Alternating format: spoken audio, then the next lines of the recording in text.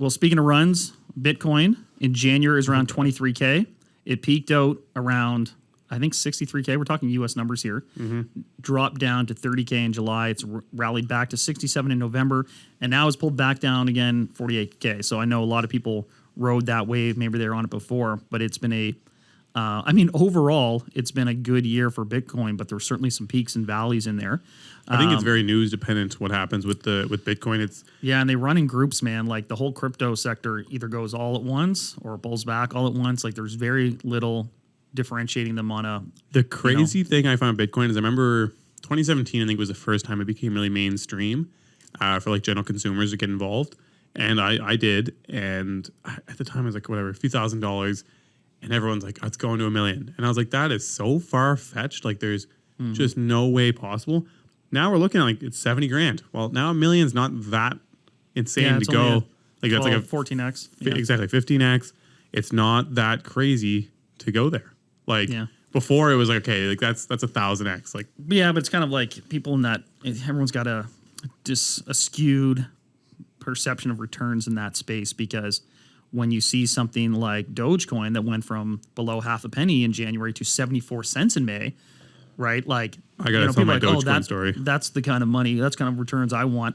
So Bitcoin's now being viewed by people maybe traditionally outside the crypto market as like a conservative, smart place to put money. Like it's kind of the blue chip, and that means less exciting returns for a lot of big crypto investors. What's your Dogecoin story? You gotta hear me out. So 2017, everyone was doing it. My roommates were doing it. I was just getting started in real estate. 2017. Dogecoin? Oh yeah, it was around. Really? Oh yeah. Everyone wasn't doing Dogecoin. Everyone was doing crypto. And anyways, I put in a fair bit. I bought a couple full Bitcoin. Like I was getting into it.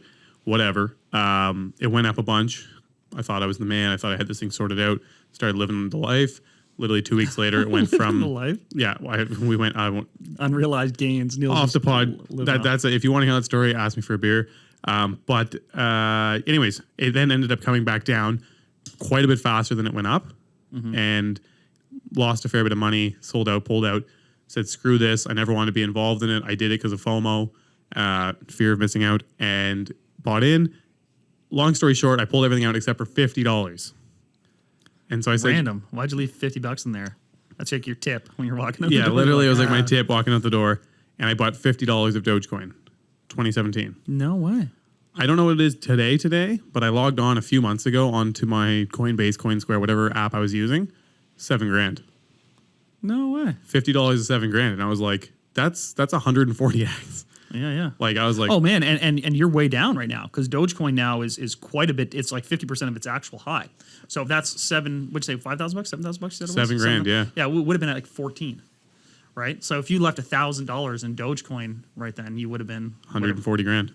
More than that. Yeah, it would have been probably 250K. That's nuts. Anyways, that was it was kind of funny because I was just sitting around the table with a couple guys and they were talking about Dogecoin, and I was like, I think I have Dogecoin. Crazy. When I was broke, I had rich habits. When I was broke, I had rich habits.